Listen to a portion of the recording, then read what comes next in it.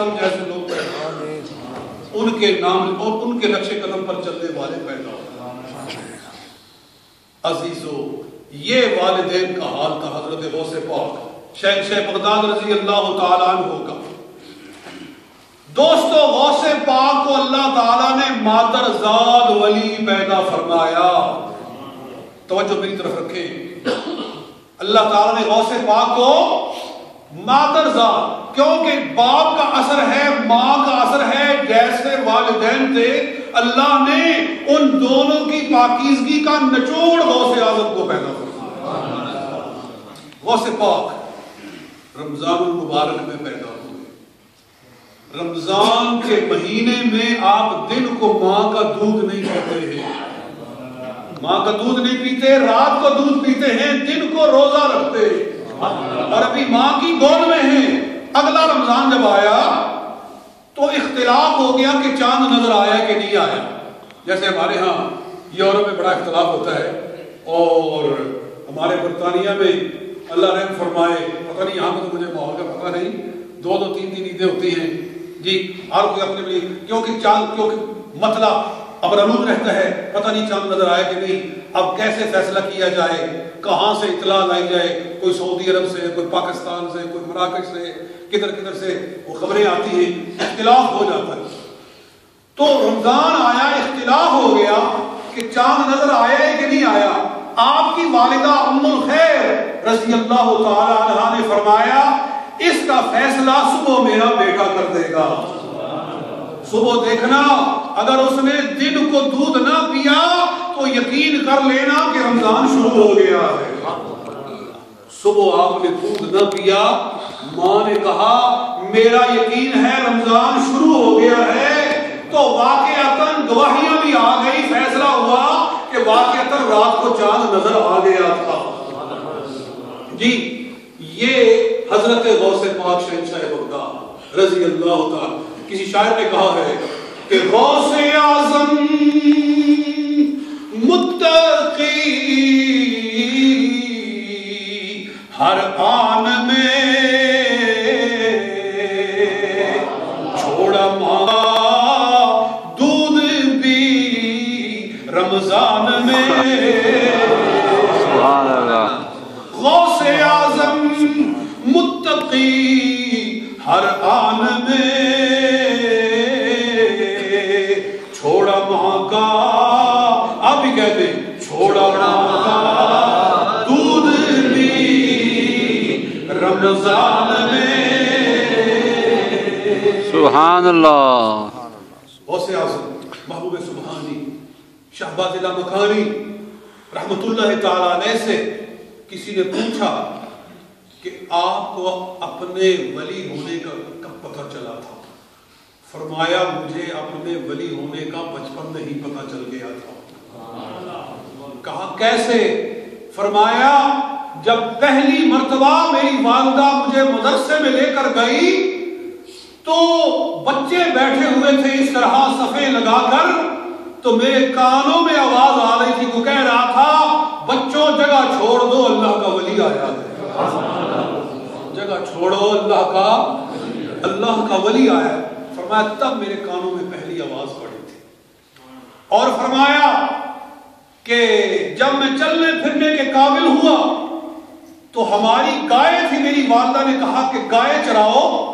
میں گائے چرانے کے لیے نکلا تو گائے نے میری طرف رخ کر کے عربی زبان میں کہا، او عبد القادر، تجھے جانور چلانے کے لیے نہیں بھیجا گیا، تجھے تو اللہ تعالیٰ نے انسانوں کی ہدایت کے لیے بتایا۔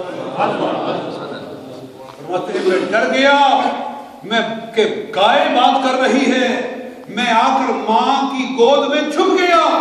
جب میرا خوف دور ہوا، میں چھت پہ چڑھا تو 9 ذی الحج کا دن تھا۔ میری آنکھوں سے اللہ نے پردے ہٹا دیے، میں نے اپنے کانوں سے اور اپنی آنکھوں سے یہ سارا منظر دیکھا اور سنا کہ جو لوگ میدان عرفات میں بیٹھے حج کر رہے ہیں ان کی زبانوں سے یہ آواز آ رہی ہے، اے اللہ عبد القادر کے صدقے ہمارا حج قبول فرما۔ فرمایا یہ منظر میں نے بچپن سے دیکھنا شروع کیے تھے، عرض میں یہ کر رہا تھا، اللہ نے آپ کو بچپن سے ولی بنایا تھا، ماں کی گود سے ولایت کا تاج پہن کر آئے تھے، لیکن یہ نہیں کہ ولی ہے تو بس اب کیا ضرورت ہے پڑھنے کی اور کیا ضرورت ہے پڑھانے کی، بس مسند پہ بیٹھو اور نذرانے اکٹھے کرو اور اپنے مرید بناؤ. یہ نہیں، آپ نے اپنی زندگی علم حاصل کرنے کے اندر کر دی اور بسر فرما دی. جب 12 سال کی آپ کی عمر تھی تو آپ کی والدہ نے کہا، بیٹا آج سے میں تجھے علم پڑھنے کے لیے بھیج رہی ہوں، جاؤ علم حاصل کرو اور علم حاصل کر کے قرآن سیکھ کر حدیث سیکھ کر لوگوں کو دین سکھاؤ. بھیجا اور کہا کہ پتہ نہیں کہ اس کے بعد ملاقات ہو کہ نہ ہو، ممکن ہے یہ میری تیری آخری ملاقات ہو، تو یہ پیسے لے لو. اس زمانے میں یہ جیبیں ہوتی ہیں، جیب بھی تھی لیکن آستینوں میں ایک جیب بنائی جاتی تھی، اس کے اندر 40 دینار ڈال دیے. کتنے؟ 40 دینار ڈال دیے. کہا کہ یہ تیرے کام آئیں گے، یہ لے جاؤ، یہ تیرے باپ کی چھوڑی ہوئی، میرے پاس کچھ پونجی تھی وہ میں تیرے حوالے کر رہی ہوں، مگر ایک نصیحت کر رہی ہوں، بیٹا یاد رکھنا ساری زندگی تیری زبان پر جھوٹ کا کوئی لفظ نہ آنے پائے. بس یہ تجھے میں وصیت کر رہی ہوں، جھوٹ کبھی نہیں بولنا ہے، جھوٹ کبھی نہیں بولنا، بس یہ تیرے لیے نصیحت. آپ نے اس بات کو پلے باندھ لیا. عزیزان گرامی، راستے میں ڈاکو پڑے، شاید آپ نے یہ واقعہ پہلے بھی سنا ہوگا، میں مختصر کرتا ہوں. ڈاکو پڑے، ہر شے لوٹ رہے ہیں. ایک ڈاکو آپ کے پاس بھی آتا ہے، کہتا ہے نوجوان، اے لڑکے تیرے پاس بھی کچھ ہے؟ فرمایا الحمدللہ میرے پاس 40 دینار ہے. وہ حیران ہو گیا، کہنے لگا آج تک ہم سے کسی نے کبھی سچی بات نہیں کہی ہے، کبھی کسی نے اپنا مال ہم پر ظاہر نہیں کیا ہے، یہ کیسے کہہ رہا ہے کہ میرے پاس 40 دینار ہے؟ کہا کہ یہ تو کیسے کہہ رہا ہے، تو مجھے کوئی دھوکہ تو نہیں دے رہا؟ کہا دھوکہ نہیں دے رہا، میری والدہ نے میری کم کے اندر 40 دینار دیے، یہ دیکھو میرے پاس. اس نے اپنے سارے ساتھیوں کو بلایا اور بلا کر کہا، وہ چوروں اب چوری کی ضرورت نہیں ہے، اللہ تعالیٰ نے اکٹھا ہی بہت سارا مال دے دیا ہے، 40 دینار مل گئے ہیں. یہ لڑکا کہہ رہا، مگر اس نے پوچھا کہ اے نوجوان تو نے سچی بات کیوں کہی، تو نے سچ کیوں بولا ہے؟ ہم سے تو کبھی کوئی اپنے مال کو ہم پر ظاہر نہیں کرتا. آپ ارشاد فرماتے ہیں اگر میں جھوٹ بولتا تو روز قیامت اپنی ماں کو کیا منہ دکھاؤں گا؟ اگر میں نے جھوٹ بولا تو روز قیامت اپنی ماں کو کہنے لگا، میرے ساتھیوں غور کرو یہ لڑکا کیا کہہ رہا ہے. یہ کہتا ہے اگر میں نے جھوٹ بولا میں روز قیامت اپنی ماں کو کیا منہ دکھاؤں گا. ہم ساری زندگی لوگوں کا مال لوٹتے ہیں، ہمیں کبھی خیال نہیں آیا ہم رب کو کیا منہ دکھائیں گے، اللہ کو کیا منہ دکھائیں گے. بس یہ خیال آیا، اس کی آنکھوں سے آنسو جاری ہوئے، رونا شروع کر دیا اور توبہ کی حضرت غوث پاک کے ہاتھ پر. اور وہ 40 یا کم و بیش جتنے چور تھے سارے کے سارے چوری سے باز آئے اور اللہ نے انہیں اپنا مقرب بندہ بنا دیا. یہ غوث پاک کے بچپن کا حال ہے دوستو. جس کے بچپن کا حال یہ ہو اس کے بچپن کا کیا حال ہے؟ جو بچپن میں ایسا تھا وہ بچپن میں کیسا بن گیا ہوگا؟ سبحان اللہ. یہ آپ کی پہلی کرامت ہے. تو پتہ نہیں جب آپ نے 50 برس کی عمر میں جب واعظ فرمایا پھر اللہ تعالیٰ نے آپ کو کون سا منصب عطا فرمایا. تو 12 سال کی عمر میں آپ نے علم پڑھنا شروع کیا اور کتنا وقت پڑھتے رہے حتیٰ کہ 50 برس کے ہو گئے، یعنی 38 برس تک آپ نے علم حاصل کیا.